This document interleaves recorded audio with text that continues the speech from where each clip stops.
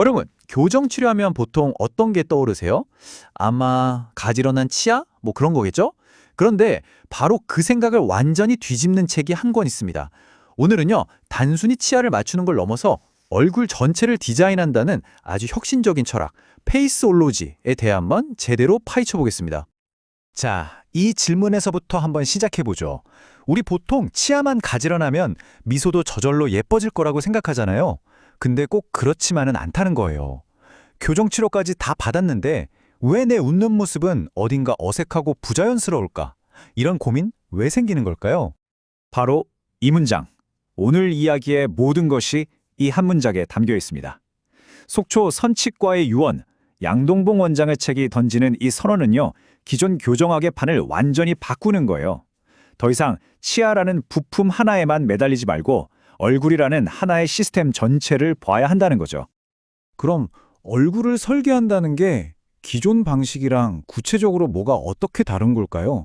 지금부터 그 차이를 한번 자세히 들여다보겠습니다. 자, 이 표를 보시면 차이가 확 느껴지실 겁니다. 기존 교정이 치아의 맞물림, 그러니까 기술적인 정확성에 집중했다면 페이스올로지는 아예 보는 스케일이 달라요. 얼굴 전체의 조화, 턱관절이나 호흡 같은 기능, 심지어 자연스러운 표정과 아이들의 성장 과정까지 전부 다 고려하거든요. 그러니까 치료의 목표 자체가 가지런한 치아에서 자연스럽고 건강한 얼굴로 완전히 바뀐 셈이죠. 네, 그렇다면 이 새로운 철학, 페이스올로지가 뭔지 좀 더 구체적으로 알아봐야겠죠?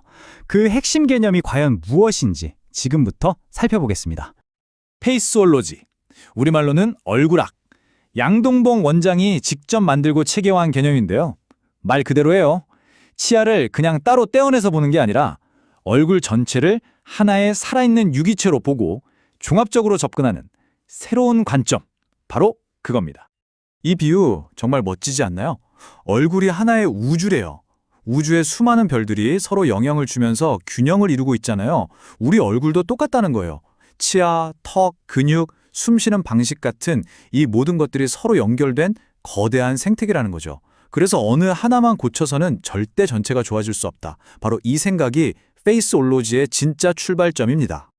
이 깊은 철학은 아주 명확한 4개의 기둥 위에 서 있습니다. 바로 구조, 기능, 표정, 그리고 성장.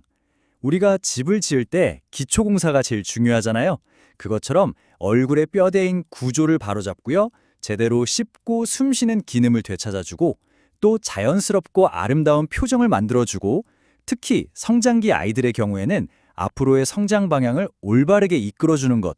이 4가지가 모든 진단과 치료의 기본이 되는 거죠. 근데 페이스올로지는 그냥 이러면 좋겠다 하는 멋진 아이디어나 구호에서 그치지 않습니다.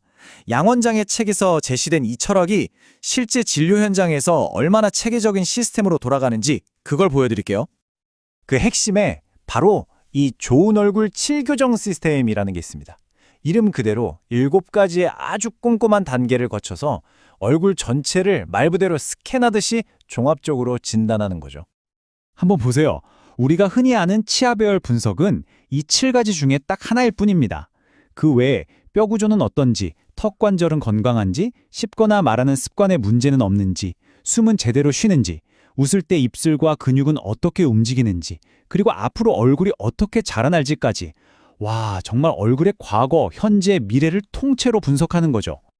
자, 이제 이론적인 얘기는 충분히 한 것 같고요. 실제 사례를 통해서 이 새로운 접근법이 얼마나 놀라운 변화를 만들어내는지 한번 직접 확인해 보시죠. 여기 한 아이가 있었습니다. 주걱턱이 점점 심해져서 병원에 갔더니 크면 양악 수술을 해야 한다는 이야기를 들은 거예요. 부모님 마음이 어땠을까요? 정말 철렁 내려앉았겠죠. 그런데 페이스올로지의 해법은 완전히 달랐습니다. 기다렸다가 칼을 대는 수술이 아니라 아이에게 주어진 성장이라는 엄청난 기회를 활용한 거예요. 앞으로 이 아이의 턱이 어떻게 자라날지 예측하고 그 성장의 힘을 올바른 방향으로 살짝 이끌어준 거죠. 몸이 가진 자연스러운 힘으로 문제를 해결하도록 길을 터준 셈입니다. 그 결과는요? 정말 놀라웠습니다. 단순히 얼굴의 균형만 잡힌 게 아니었어요. 아이의 내면에 자신감이 다시 태어났고 사람들 앞에서 망설임 없이 활짝 웃게 된 거예요. 이게 바로 페이스올로지가 진짜로 추구하는 변화입니다. 인상적인 결과를 넘어서 한 사람의 인생을 바꾸는 것 말이죠. 이번에는 좀 다른 경우를 볼게요. 교정은 잘 끝나서 치아는 정말 가지런해졌는데 이상하게 웃는 모습이 어색하고 심지어 인성이 좀 차가워졌다는 고민을 가진 분이었어요. 예쁜 치아를 얻는 대가로 생기 있는 표정을 잃어버린 거죠. 페이스올로지는 이 문제의 원인을 치아가 아니라 표정과 구조의 어긋남에서 찾았습니다. 그래서 단순히 치아를 다시 움직이는 게 아니었어요. 입술 주변의 부드러운 조직들이 제자리를 찾게 도와주고 오랫동안 잘못 사용했던 미소 근육들을 다시 훈련시켜서 자연스러운 표정을 되찾는 데 집중한 거죠. 바로 이겁니다. 이 사례야말로 페이스올로지가 얼마나 사람을 중심에 두는 철학인지를 명확하게 보여주는 것 같아요. 치료의 최종 목표는 기계적으로 완벽한 결과물이 아니라 한 사람이 자기 본연의 진짜 표정과 행복을 되찾는 것, 바로 거기에 있는 겁니다. 자, 그렇다면 이 혁신적인 철학, 과연 어떤 의미를 가질까요? 이제 시야를 좀 더 넓혀서 페이스올로지의 세계적인 위상과 앞으로의 가능성에 대해 이야기해 보겠습니다. 정말 놀라운 사실인데요. 양동봉 원장의 책을 통해 집대성된 이 페이스올로지는 미국이나 유럽 같은 교정 선진국이 아니라 바로 여기 대한민국에서 탄생한 우리 고유의 지적 자산이라는 겁니다.